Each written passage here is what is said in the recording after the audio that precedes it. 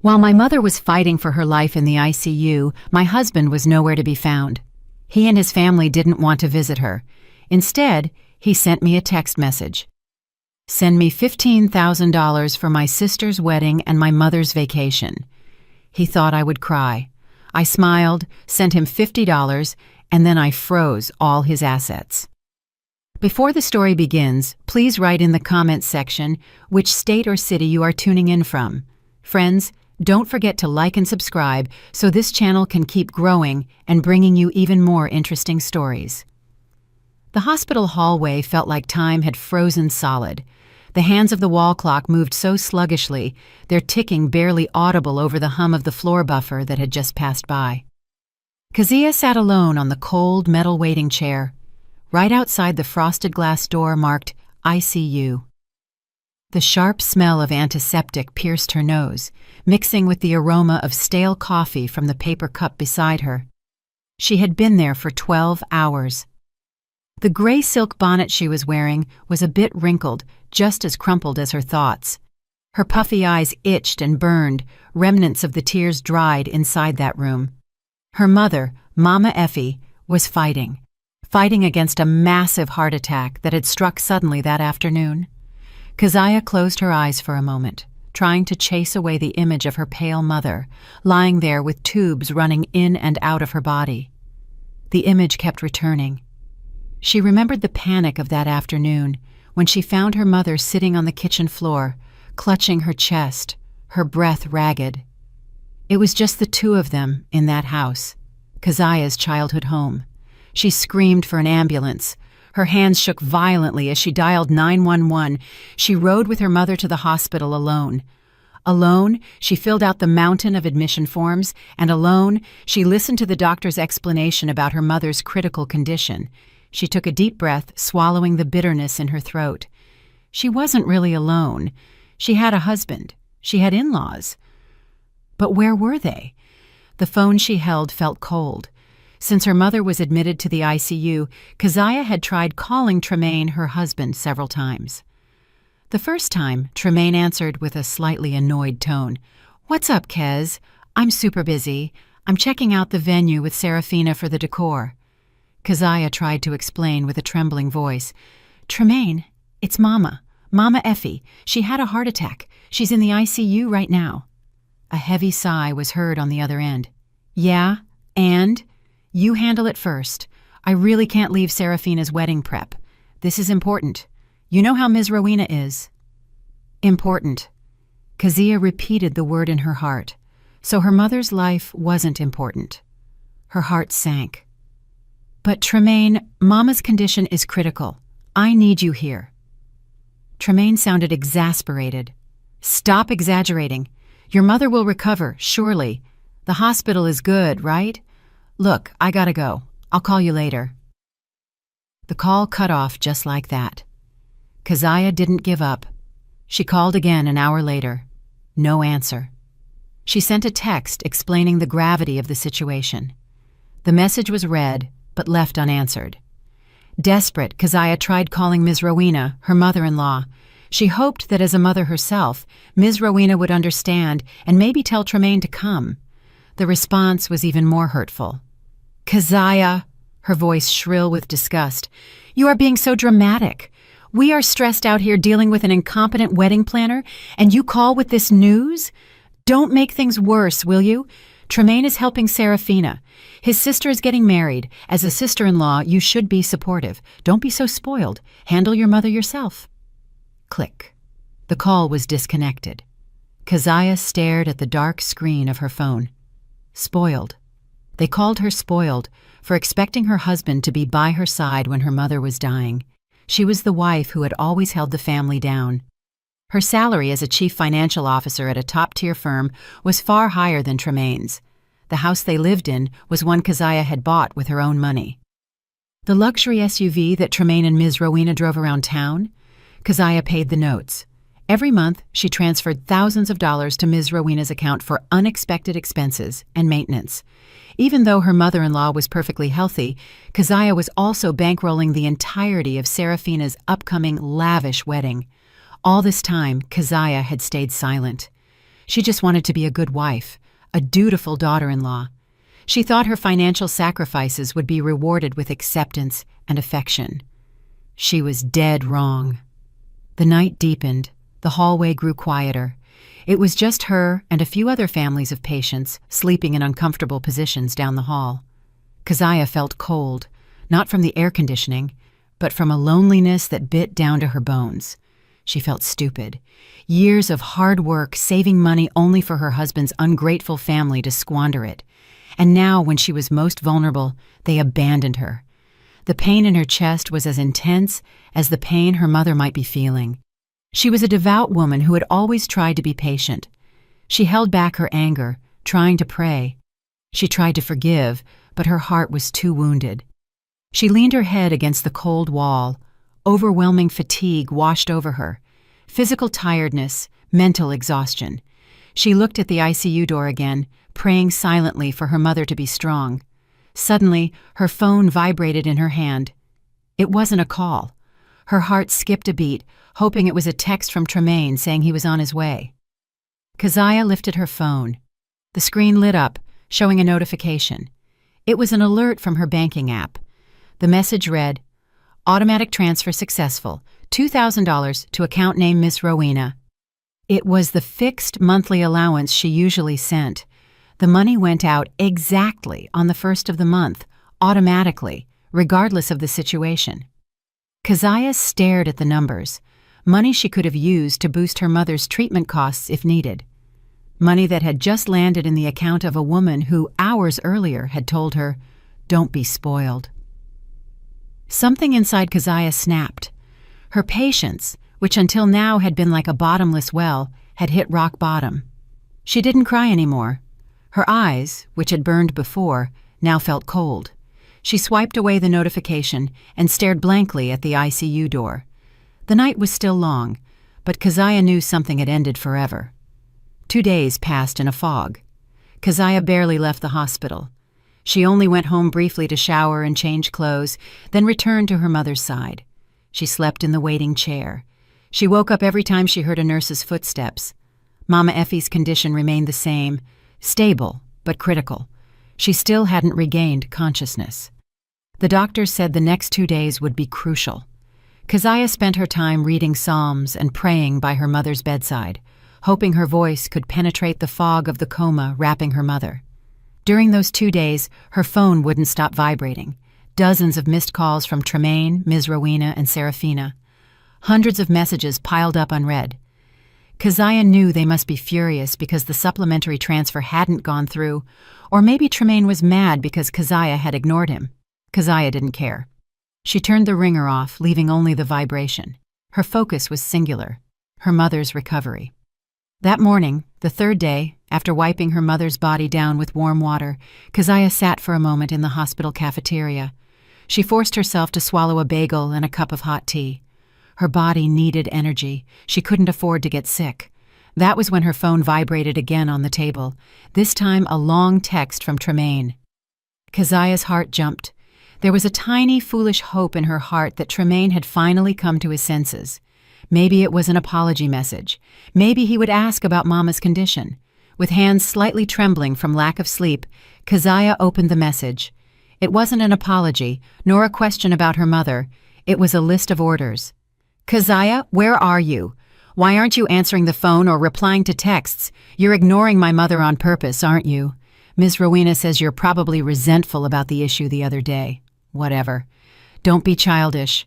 Right now, I don't care what you say. My mother says transfer $15,000 to her account quickly.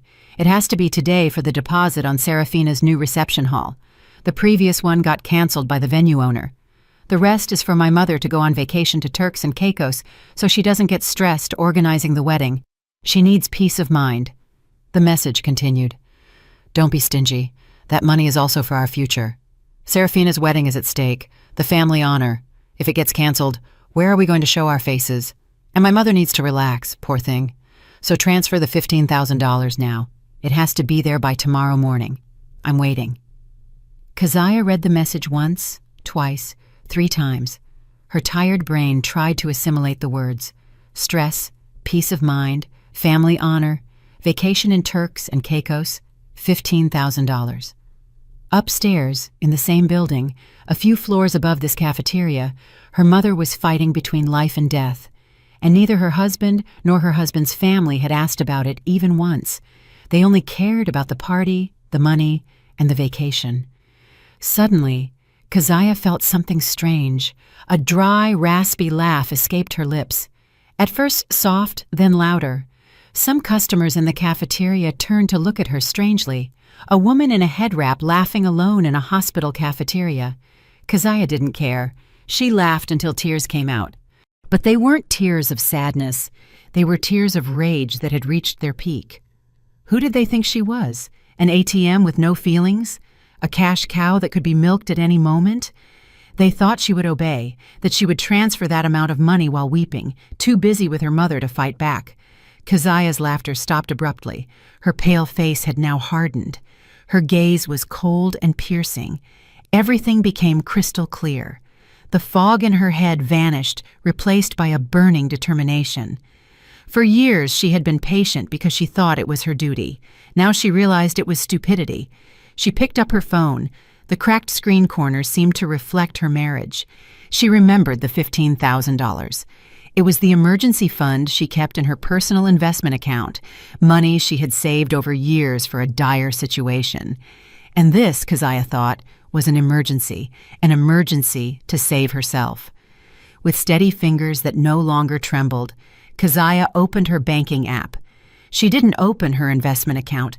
She opened her main checking account, where the balance was low because she had just used it for the deposit on her mother's hospital expenses. She pressed the transfer menu, entered Tremaine's account number, a number she knew by heart. Then she typed the amount, not $15,000. She typed $50. Her finger paused for a moment over the send button. This was it. This was her line in the sand. After pressing this, there would be no going back. She would no longer be the obedient Keziah. She would no longer be the stupid Keziah. She pressed the button hard. Transfer successful. Then she went to the messaging app, opened Tremaine's long message, scrolled to the reply section, and typed a short, clear, and concise response. "This is for you to buy some minutes for your phone. Don't call me again." She hit send. 2 blue checks. Red. Immediately her phone rang violently. Tremaine's name appeared on the screen. Keziah looked at the call, let it ring until it stopped on its own, and rang again. Her mother-in-law's name appeared. She left it. Then Serafina. She left it. Keziah pressed the silence button on the side of her phone. Then she searched for her lawyer's contact, the family lawyer who had handled her father's estate. She smiled, a cold, calculating smile. A grand plan began to take shape in her mind, a plan to teach them a lesson. The explosion didn't take long. Less than 30 seconds after the message, "This is for you to buy some minutes," was sent. Keziah's phone screen lit up like a Christmas tree in the middle of a storm.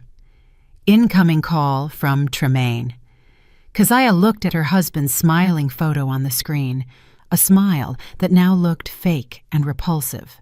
She let the call ring, ring, and ring until it finally died out and turned into a missed call notification. A minute later, a text came in, this time full of capital letters. "Are you speaking in tongues? Are you insulting me?" Keziah didn't reply. She was walking back to the ICU waiting room. Her steps were firm. Next message. "Quick, transfer the $15K now. I'm not joking, Keziah. My mother is going to be very angry." Then another call, this time from her mother-in-law. Keziah let it ring, followed by a call from Serafina. She ignored that too. Her phone vibrated endlessly in her hand. The vibration felt like a buzz of distant rage, but strangely, it didn't scare her. It made her feel stronger. Voicemails started rolling in. Keziah didn't need to listen to them to know their content. She could imagine Ms. Rowena's shrill voice cursing her, calling her a disloyal wife, ungrateful, stingy, and all the names she previously only dared to say behind her back. She imagined Serafina whining, probably blaming her if her dream wedding failed, and Tremaine, her husband, probably panicking, cornered between the demands of his mother and sister, and now realizing his cash source was rebelling. Keziah sat back down on the cold metal chair. She opened her photo gallery, looking at a picture of her mother smiling while they had lunch together a month ago. A sincere smile that contrasted so sharply with the sly smiles of her husband's family. All this time, Keziah had worked hard, using her faith as a reminder to always be patient and do good. She thought her patience was a virtue, but she had forgotten something. One is also taught not to allow oneself to be oppressed. She had forgotten that kindness misused was stupidity. Her phone vibrated again. New message from Tremaine. Okay, you're mad about your mom, right? I'm sorry. Now send the money and then I'll come visit your mother. I promise. Promise? A word that sounded so cheap. Keziah pressed the silence button on the side of her phone again. Not just the ringtone. She turned off the vibration too. She needed quiet to take the next step. She could no longer be bothered by the whining of these parasites. She searched for a name in her contacts, a name she hadn't called in a long time, but always kept for emergencies. Attorney Sterling. Mr. Sterling was an old friend of her late father, the lawyer who helped her manage all the inheritance and assets her father left before she married Tremaine. Keziah took her phone to a quieter corner of the hallway, near a window overlooking the hospital garden. She took a deep breath, then pressed the call button. "Hello, good morning. Sterling speaking." A deep voice greeted on the other end. "Good morning, Attorney Sterling. It's Keziah," she said. Her voice sounded calm, flat, and cold. Even she was surprised at how calm she was. "Keziah, how are you, child? It's rare for you to call so early. I hope it's good news." There was a paternal tone in Mr. Sterling's voice. "My news is in the process of becoming good, sir, but my mother is in the ICU," Keziah said frankly. "I'm sorry, I don't have much time for small talk. I need your legal help immediately." Mr. Sterling's tone turned serious instantly. "Of course, Keziah. Tell me what you need. Anything." "I want you to freeze all joint accounts in my name and my husband Tremaine's." "Done," said Sterling without pause. "Joint accounts. Fine, that can be arranged. Most of the assets are in your name, right?" "Not most, sir. All. Tremaine never put a dime in there." "I understand," said Mr. Sterling. "Second," Keziah continued, her eyes fixed on the garden outside, "I want you to stop all automatic or standing transfer instructions from all my personal accounts, especially to accounts in Tremaine's name, Ms. Rowena's name, and Seraphina's name, his sister. I want them stopped as of this very moment." "Fine, that's easy. I'll process it." Keziah breathed. "This is the most important part. Third, please verify the house Tremaine and I are living in now on Royal Oak Drive. It is 100% in my name, correct? Pure inheritance from my father, not marital property." A pause was heard. Maybe Mr. Sterling was checking data on his computer. "Correct, Keziah. The deed is purely in the name of Keziah, daughter of John, obtained before the marriage. Your partner has no right to a single dollar from that house." "Perfect," Keziah hissed. "I want you to handle the sale immediately. Starting today, put up the listing. Contact the real estate agents. I want that house sold." This time, Mr. Sterling stayed silent for longer. "Keziah, this is a very big step. Are you sure?" "I am sure, sir," Keziah interrupted. "I am very sure. I have sheltered a family of parasites for too long in the house my father left me. It's time to clean up." Keziah couldn't see it, but in his elegant office, Mr. Sterling smiled slightly, a smile of satisfaction. He had known Keziah for a long time. He knew how good this girl was and had also suspected for a long time how she was being used by her husband's family. "I have been waiting for this instruction for a long time, Ms. Keziah," Mr. Sterling said. His tone returned to professional, but with a hint of support. "I suspected this day would come. Your father would be proud that you're finally taking a stand. Anything else?" Keziah went blank for a moment. "Anything else?" "Yes. The car my husband drives, and the car Ms. Rowena uses. Whose name is on my mother-in-law's car? Who pays the notes?" Keziah smiled, a very cold smile. "You're right. That's also in my name. The payments are deducted automatically from my account. Excellent. I will call the leasing company. With the suspension of automatic payment and a power of attorney from you, both cars can be repossessed by the repo men in 2 days. Do it, sir, Keziah said. Do it all. I'll send the power of attorney to your email to sign digitally. Within 5 minutes, said Mr. Sterling. Take care of your mother, Keziah. Let me handle this trash. The call cut off. Keziah felt her shoulders, tense for years, finally relax a little. She went back to the waiting room, looked at her phone. The screen was full of notifications, dozens of unread messages, dozens of missed calls. They must be confused now. But they didn't know anything yet. This was just the beginning. She remembered Tremaine's message, $15,000 for a vacation. Keziah laughed softly. Yes, she had $15,000 in her investment account, the emergency fund, and she had a much better plan for that money. The $15,000 was Keziah's anchor. It was the result of her hard work, drops of sweat, and countless overtime hours. She kept it in a separate investment account. She never touched it. She always told herself, it's for an emergency, for unforeseen hospital expenses, for a disaster. She never expected the disaster to come in the form of her own family's greed. And now Tremaine's brazen request felt like a slap that woke her up. This was an emergency to save her sanity, her dignity, and her future. After speaking with Mr. Sterling, Keziah felt her focus sharpen again. She no longer felt like a cornered victim. She was a chess player who had just moved her piece into an attack position. She sat back down next to her mother's bed. Mama Effie was still asleep under the influence of sedatives. Her breathing was regular, assisted by a machine. Grasping her mother's hand, warm but weak, Keziah felt she was gaining strength. She picked up her phone, not to check the barrage of insults from Tremaine's family, but to do a little research. She needed certainty. She opened her chat history with Serafina, Tremaine's sister. She scrolled up past dozens of photos of wedding dresses and examples of lavish decor Serafina had sent to ask for approval, or rather, budget approval. Finally, she found it. A PDF file with a proposal from a renowned wedding planner, Red Rose Events. There was also the contact number of the person in charge. Keziah took a deep breath and called that number. Good morning, Red Rose Events. Cheyenne speaking. A cheerful voice greeted. Good morning, Cheyenne. This is Keziah. I'm Serafina's sister-in-law, the one who has been handling the wedding payments so far. The cheerfulness in Cheyenne's voice dimmed a little, replaced by a professional and cautious tone. Ah, Ms. Keziah, finally you call. I've been trying to contact Serafina and Miss Rowena since yesterday, but they aren't answering. I'm so sorry, ma'am. This is very urgent. Urgent? Why? Keziah asked, feigning ignorance. You see, ma'am, the deposit for the venue and catering was due yesterday.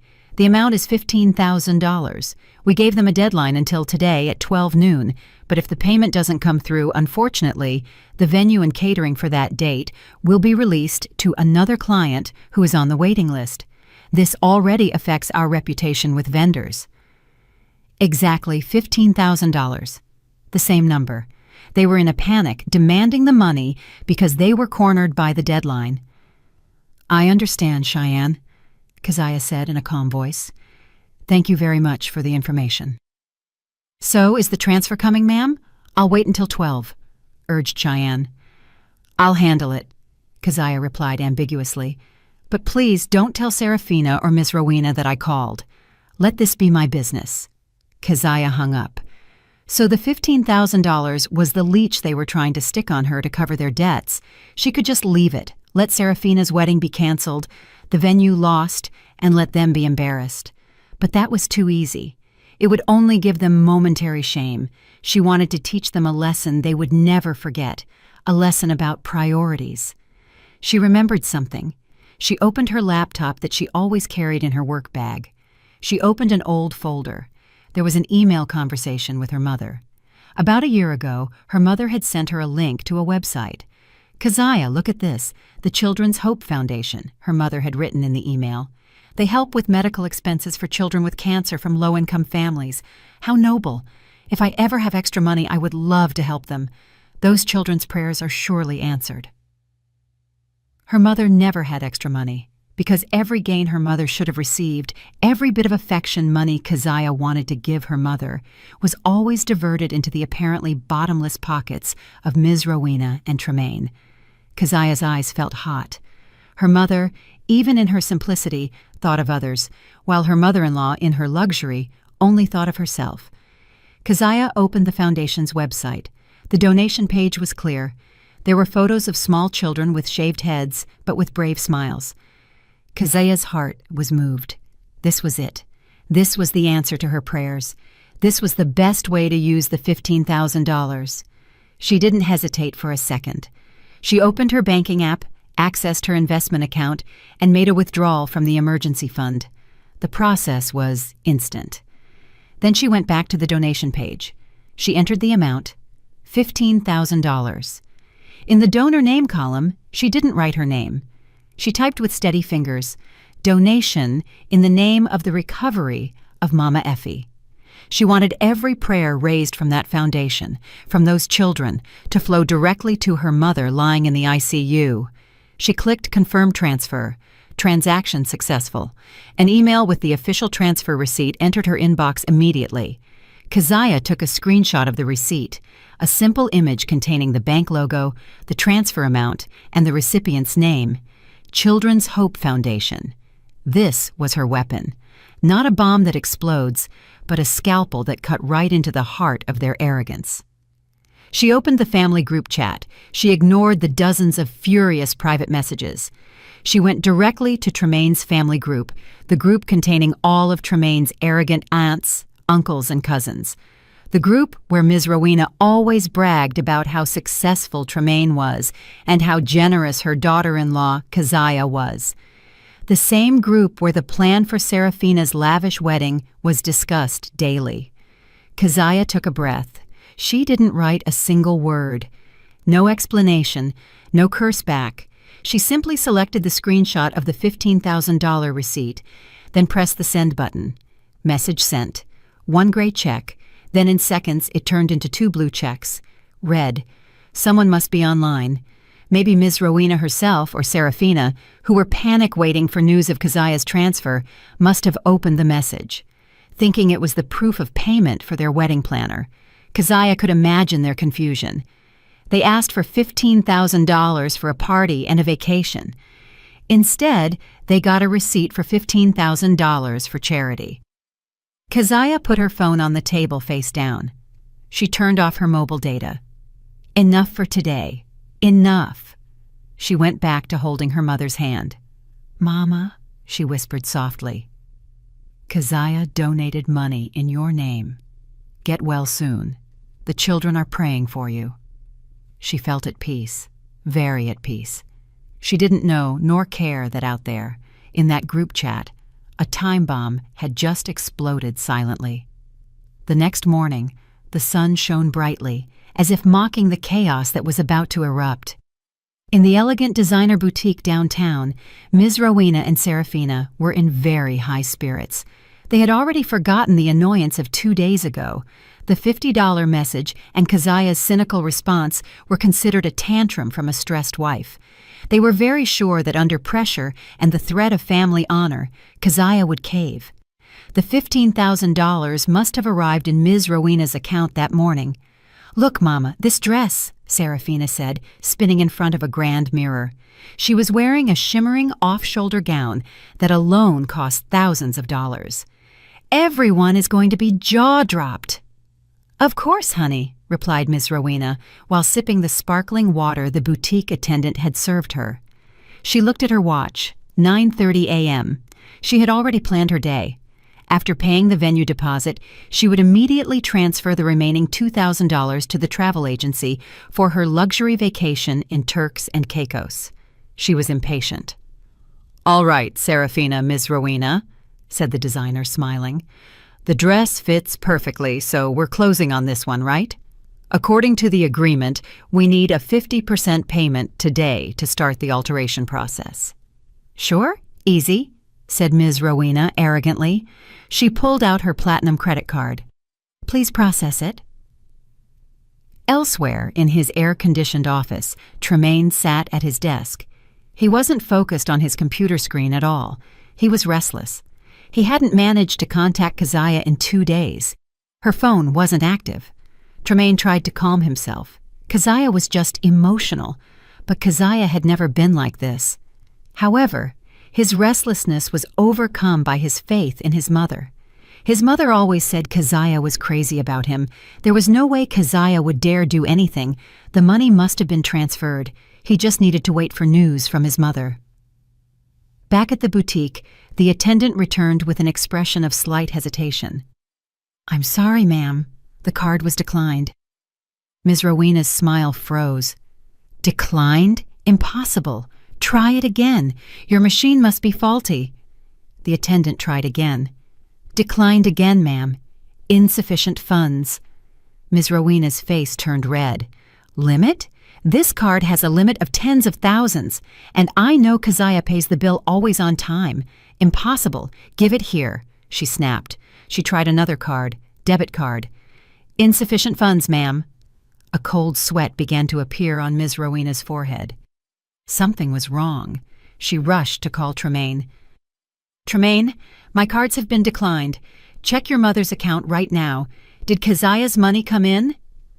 Tremaine, hearing the panic in his mother's tone, also panicked. Wait, Mama.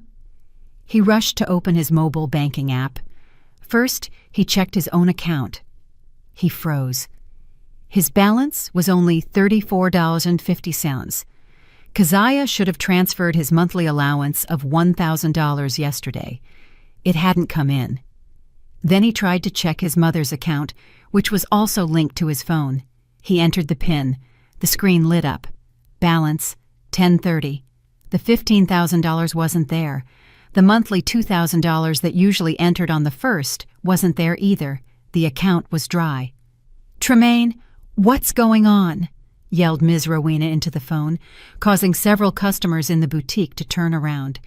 No, there's nothing, Mama, Tremaine replied. His voice trembled. Nothing came in at all.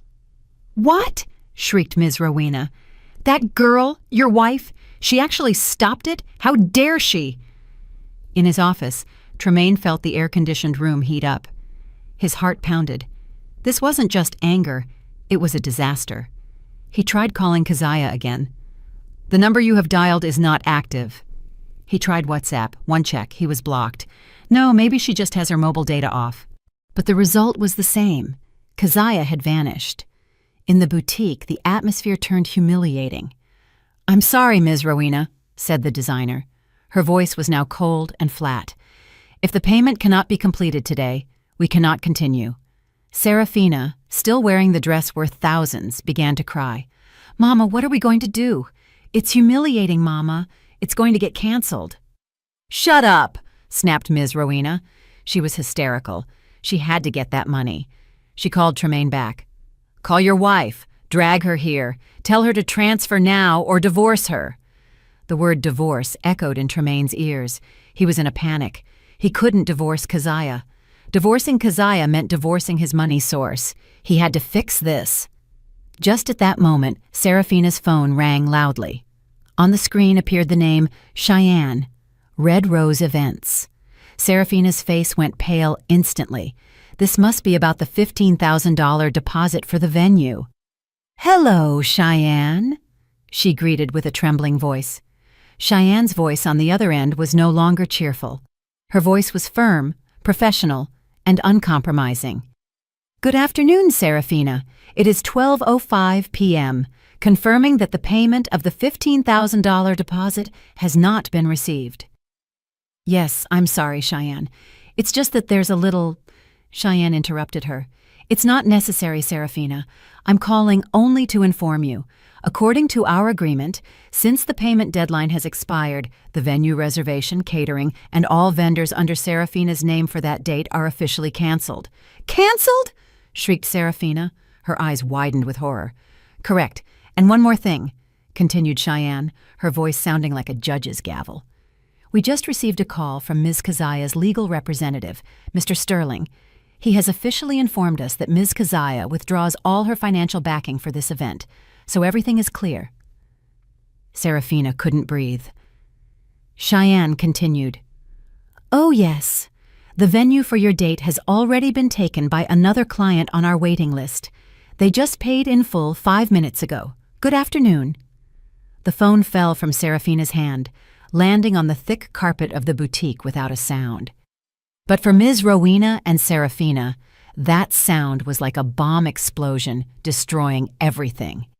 The wedding is canceled! Serafina's scream was the first thing to break the embarrassing silence in the boutique. Not a soft cry, but a sharp shriek full of rage and shame. Canceled! Everything canceled! All because of Keziah! Ms. Rowena, whose face was already livid, staggered. She grabbed the checkout counter to avoid falling. What do you mean? She hissed. Serafina, with tears ruining her expensive makeup, shouted at her mother. They just called. Everything is canceled. Keziah's lawyer called them. She withdrew all her money. We are ruined, Mama. Ruined. The boutique attendants and some other clients who were choosing fabrics were now looking at them with a mix of surprise and amusement. This scene was too good to miss. The designer, owner of the boutique, signaled the security guard. I'm sorry, Ms. Rowena, Serafina, she said with a cold tone. I think your business here is finished. Please change out of the clothes, Serafina, and solve your problems outside. Kicked out. They were literally kicked out of the boutique.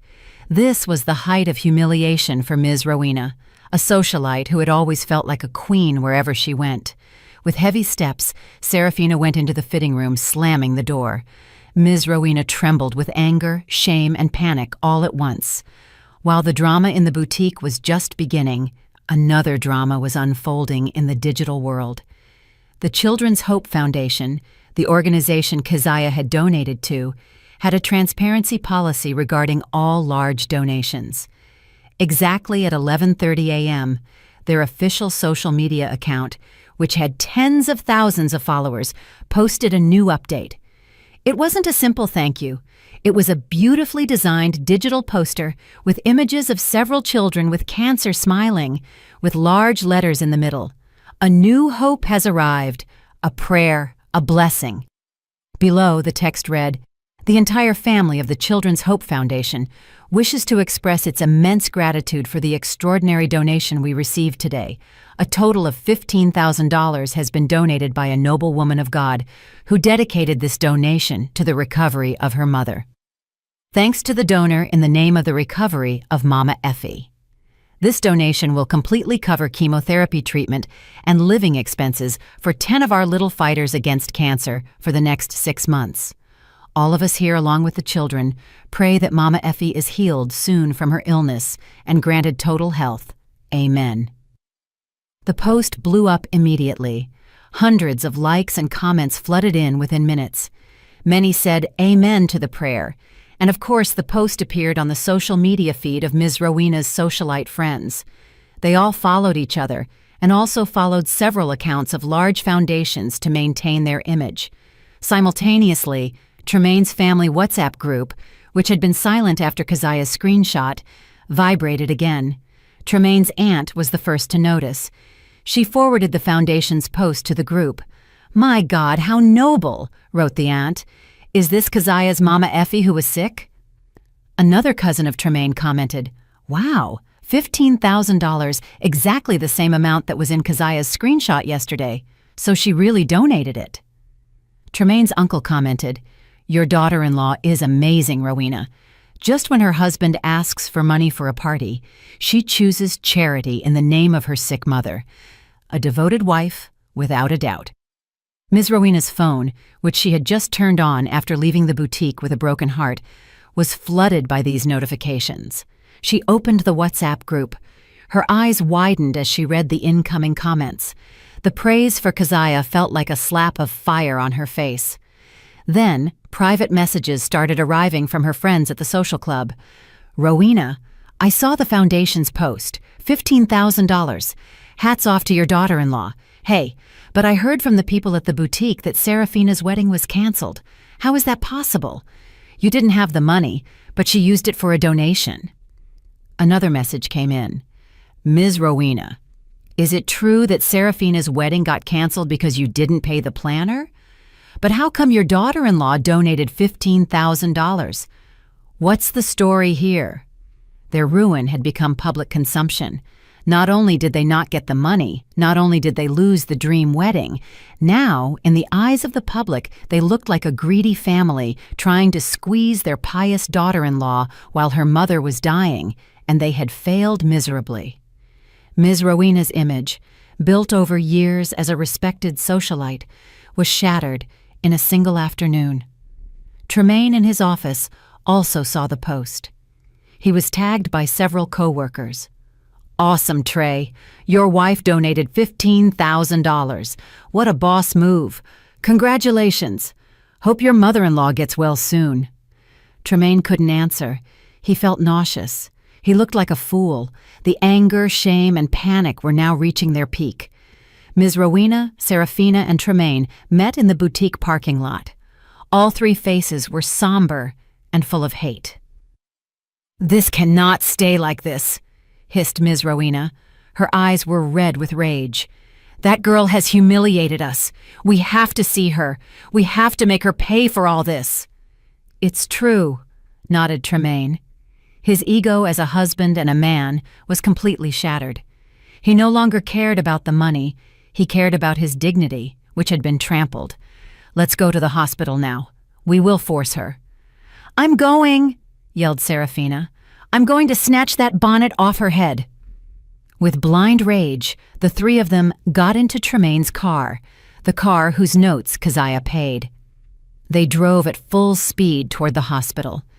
They didn't know this was their last trip in that car. They arrived at the hospital lobby like a storm, walking fast, angry, and indifferent to people's stares. They went straight to the reception desk. "We want to see Keziah." "What room is her mother in?" snapped Tremaine. The receptionist was startled. "Excuse me, sir. Patient's name?" "Effie, Mama Effie," said Ms. Rowena impatiently. The receptionist typed on the computer, then looked up. Her expression turned professional. "I'm sorry, ma'am. Sir, the patient named Mama Effie is in the ICU."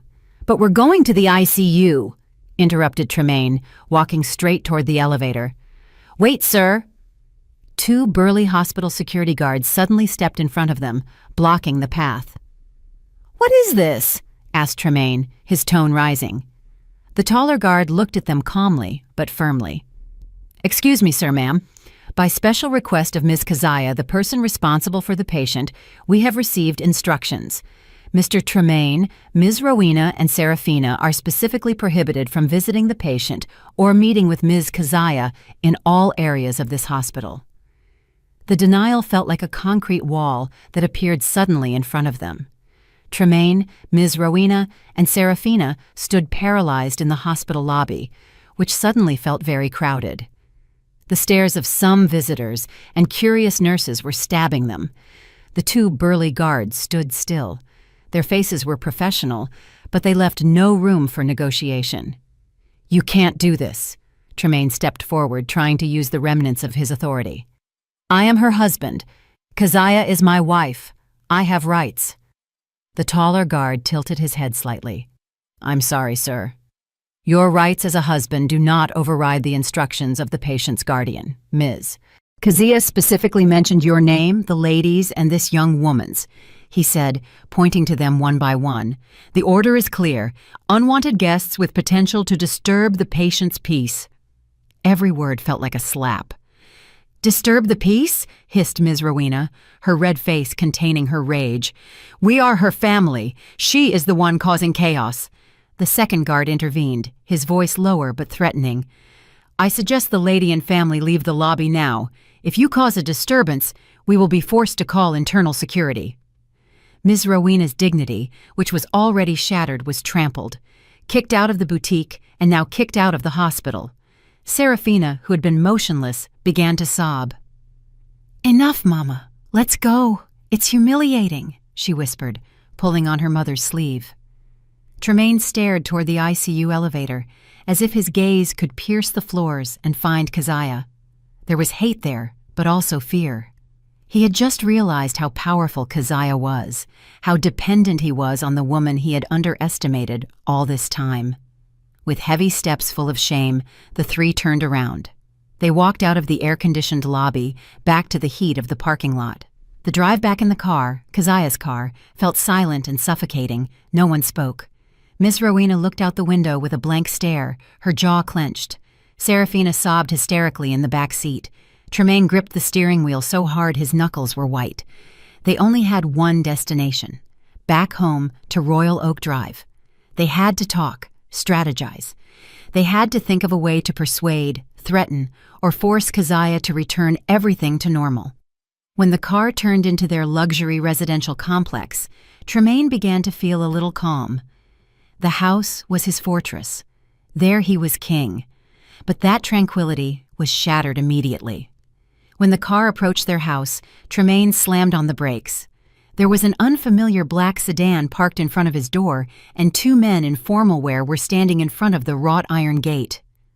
One of them was sticking something big and white on his gate. "Who is that?" hissed Ms. Rowena. Her confusion turned immediately into alertness. Tremaine didn't answer. He got out of the car, followed by Ms. Rowena and Serafina. They approached. The man in the suit turned. "Excuse me, whose house is this?" asked Tremaine with an aggressive tone, trying to intimidate. The man looked at Tremaine calmly and then looked at the clipboard in his hand. "Are you Mr. Tremaine?" "Yes, that's me. What's going on?" "Good. We are from the law firm Sterling & Associates," said the man, handing a thick brown envelope to Tremaine. "This is a formal warning letter for you, Ms. Rowena and Serafina. And this," he pointed to the large paper he had just stuck on the gate, "is an official notice." Tremaine tore open the envelope roughly. His hands shook as he read the content. The letter was written in rigid legal language, but the essence was clear. The house at 12 Royal Oak Drive is the absolute property of Ms. Keziah.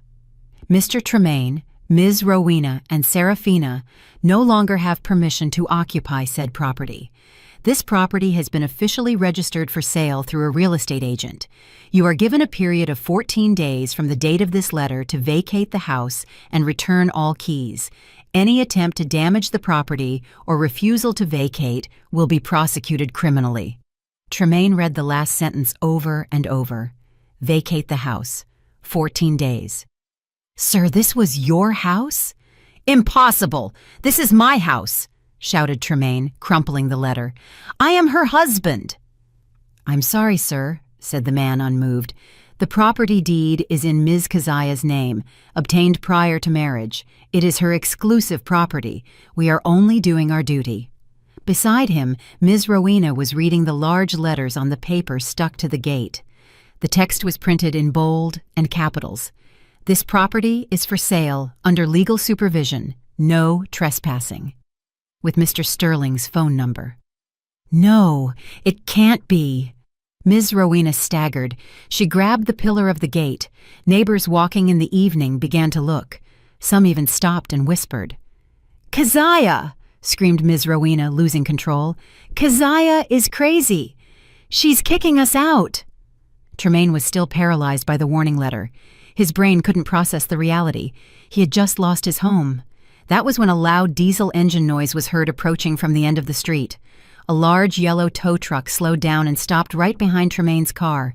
Behind it, two motorcycles ridden by men in leather jackets stopped. Repo men. A hard-faced man got out of the tow truck. He walked toward Tremaine. "Excuse me, is this the silver SUV with license plate number?" Tremaine, still confused, just nodded. The man showed a repossession order. "We are from the leasing company. The owner has unilaterally stopped the payment of notes in the name of Ms. Keziah for this unit. According to the contract, we have been ordered to seize this unit. Please hand over the keys immediately, sir." Tremaine looked at the letter, then his car, and then at the hard-faced man. He had just realized. Of course, this car, the car he always took pride in showing off to his friends, the car he used to take his mother shopping, wasn't his either. It was Keziah's. "Wait!" said Tremaine in a panic. "This is a misunderstanding. I will pay." "Sorry, sir. The order is to seize the unit, not collect. You have the keys." The man was impatient. "This is my car! Get lost!" shouted Tremaine. The man signaled his two friends on the motorcycles. They got off, burly. The atmosphere became tense. "Are you going to hand them over the easy way, or will we take them by force?" said the repo man with a flat tone. Serafina screamed in fear. Ms. Rowena stood mute, her face pale as a corpse. Tremaine trembled. He looked left at the man from the law firm. He looked right at the repo men. In front of him, on the gate of his house, was a for sale sign. They were cornered. They had totally lost. With trembling hands, Tremaine rummaged in his pocket. He threw the car keys on the ground. "Take them!" he hissed. His voice broke from rage and shame. The repo man picked up the keys. "Thank you for your cooperation." He got in the car, started it, and drove it up onto the tow truck. The man from the law firm nodded. "Our work is done. Good afternoon." He got into his car and left. The tow truck started its engine and drove away slowly, taking Tremaine's car. Tremaine, Ms. Rowena, and Serafina now stood on the side of the street in front of the house that was no longer theirs, without a car, without money, and worst of all, with dozens of pairs of eyes from the neighbors watching their afternoon drama.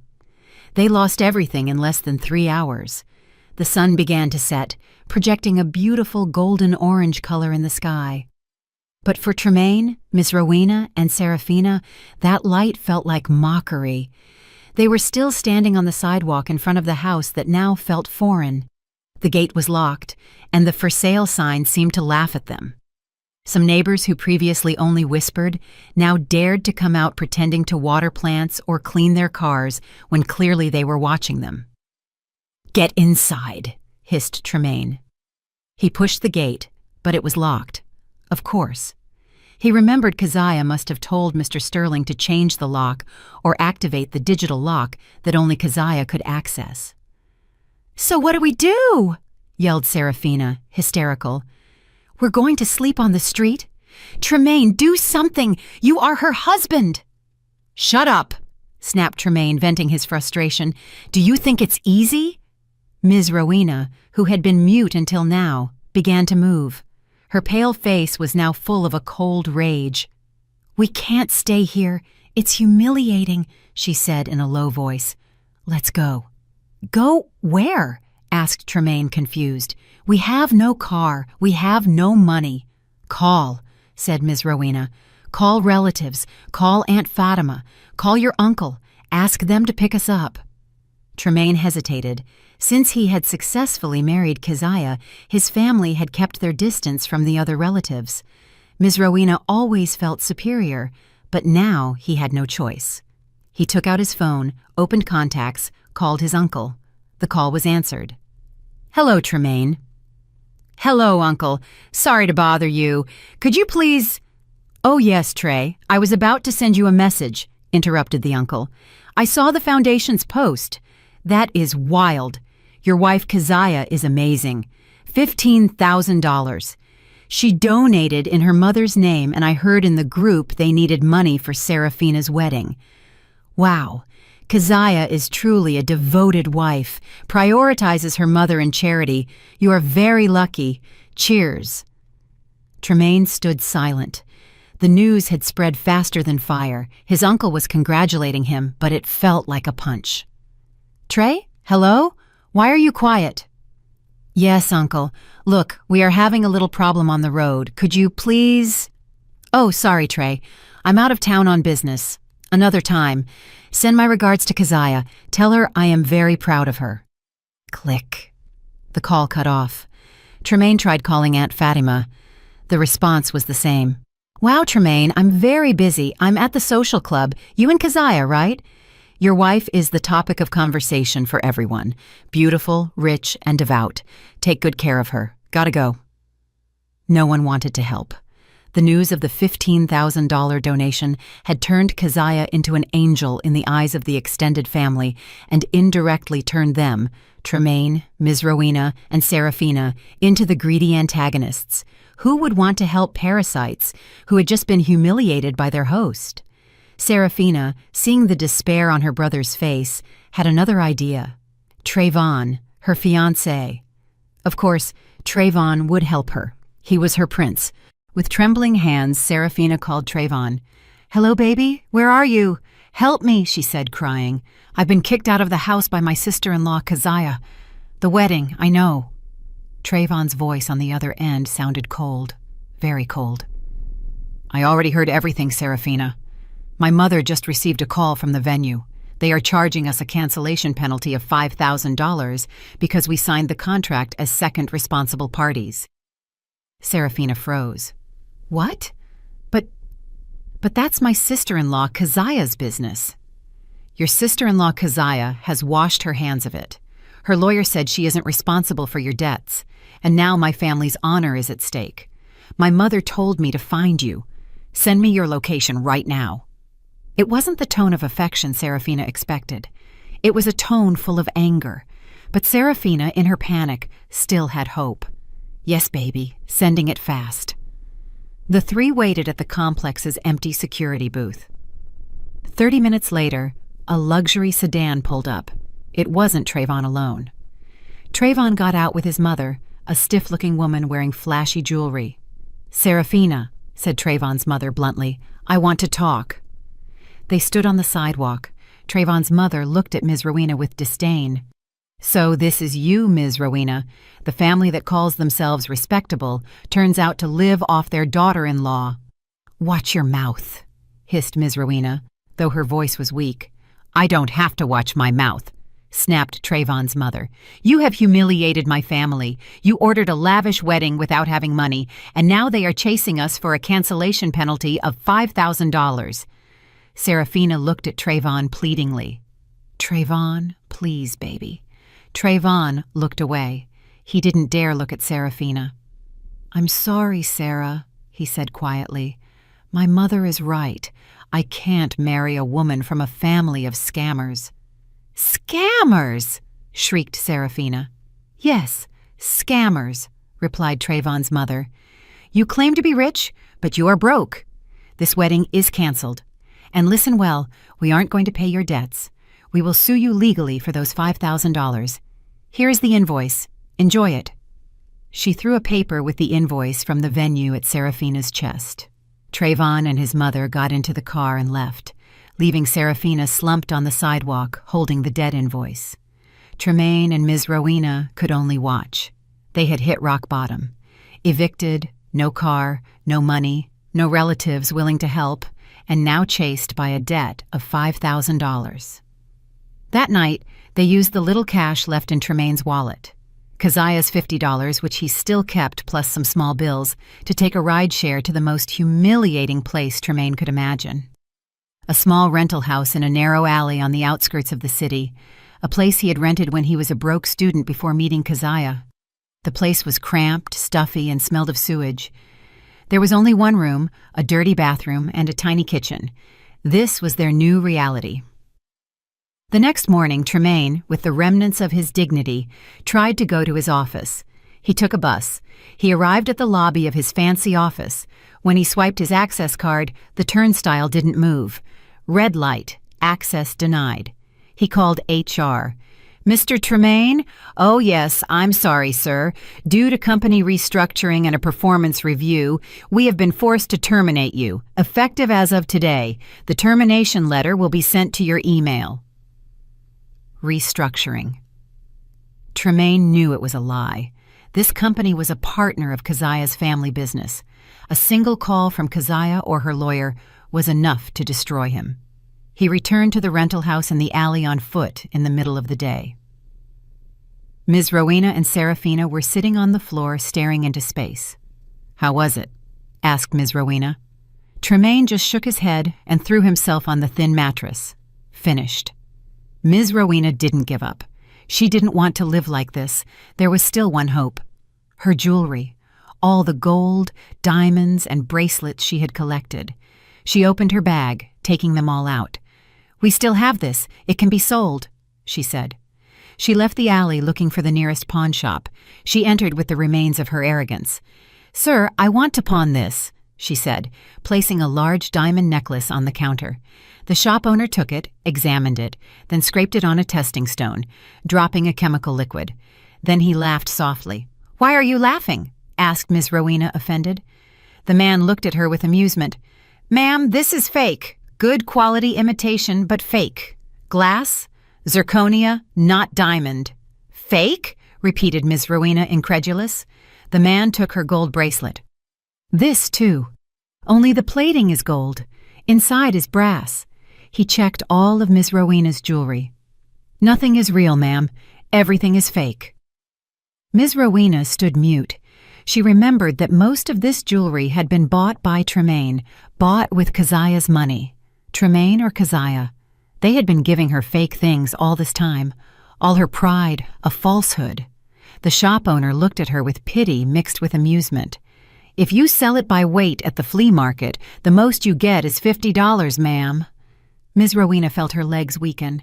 She was being mocked by the owner of a pawn shop in a narrow alley. This was karma. This was the end of everything. A week had passed since the storm. A week since Keziah froze accounts, stopped transfers, and sent the donation receipt that shook her husband's family. Inside the ICU room, time ran differently. Keziah no longer thought about them. Her phone was now clean. She had changed her number, giving it only to Mr. Sterling and a few close relatives of her mother. Her concentration was 100% focused on the woman lying in the hospital bed. Every morning she read the Book of Psalms next to her mother's ear. Every afternoon she told her good things, as if her mother could hear. She told her about the $15,000 donation. "Mama," she whispered one afternoon, while wiping her mother's arm with a warm towel, "Keziah donated the money in your name to the Children's Cancer Foundation, just like you wanted. There are 10 children who can get treatment thanks to you. Everyone is praying for you. They say, 'Get well soon, Mama Effie. You have to wake up. You have to hear their prayers.'" She said it over and over, every day like a mantra.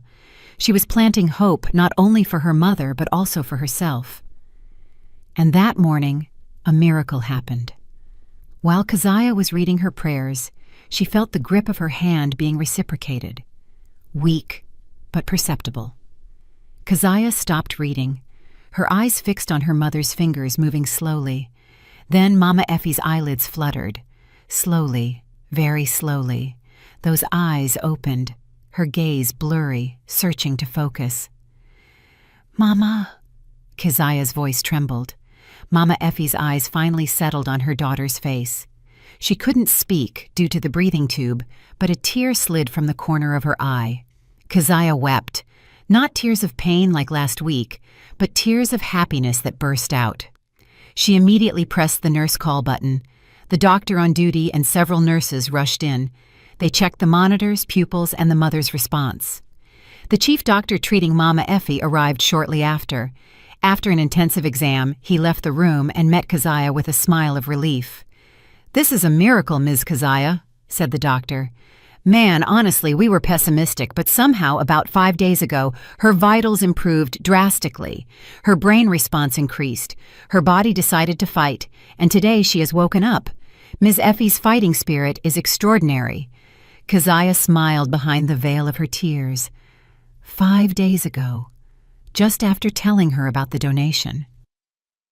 "It's because of the prayers, doctor. The children's prayers," whispered Keziah. Mama Effie's recovery was faster than expected. In a few days they removed the breathing tube. She was transferred to a private room.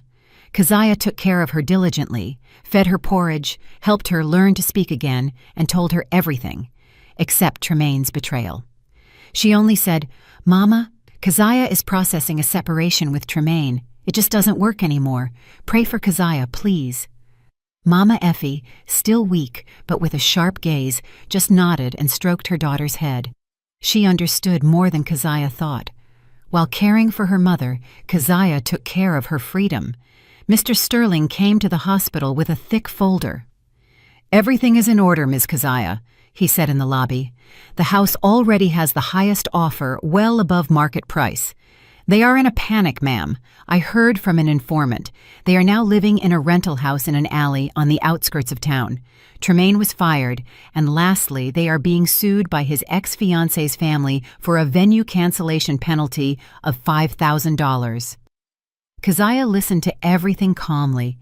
There was no pity nor excessive satisfaction, just a feeling of relief, as if a heavy burden had finally been released.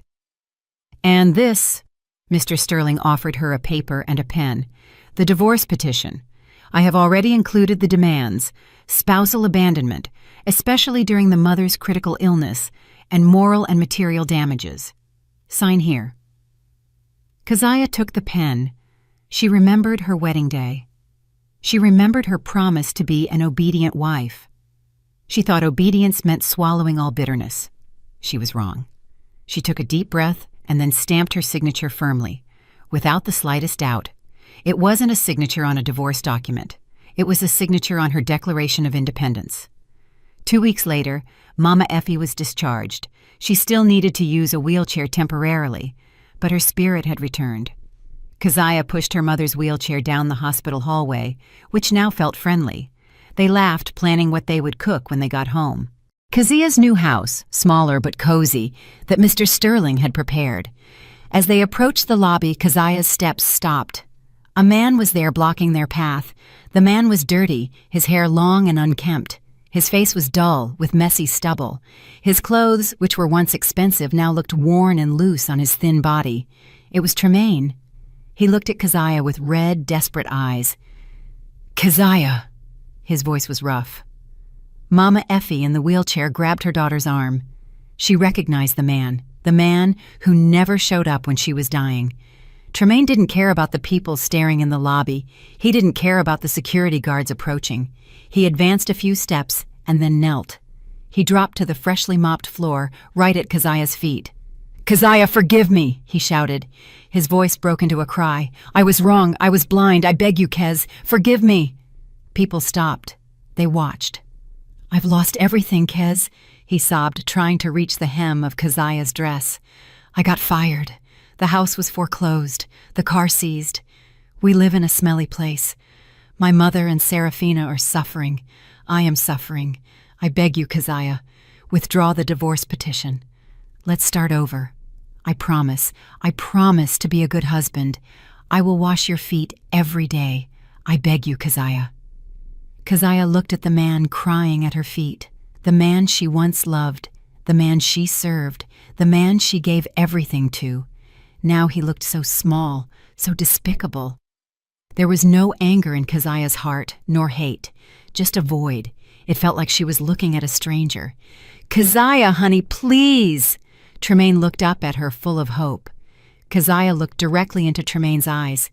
She pulled her foot back slowly, her face calm, hidden beneath her neat head wrap. Then she spoke.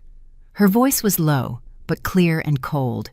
It was heard clearly in the silent lobby. "Excuse me." Tremaine's face lit up immediately. He thought it was forgiveness. "Yes, Kez? Do you forgive me? Do you accept me back?" Keziah shook her head slowly. "No." She leaned in a little, looking at her technically husband for the last time. "Excuse me, who are you?" Tremaine froze. Those words, sharper than a knife, colder than ice, hit him full force. Keziah didn't wait for an answer. She straightened up. "Let's go, Mama," she told her mother with a soft voice. "Our driver is waiting." She pushed her mother's wheelchair, turning to pass by Tremaine's motionless body, still kneeling on the floor. She walked straight toward the automatic exit door, toward the sunlight.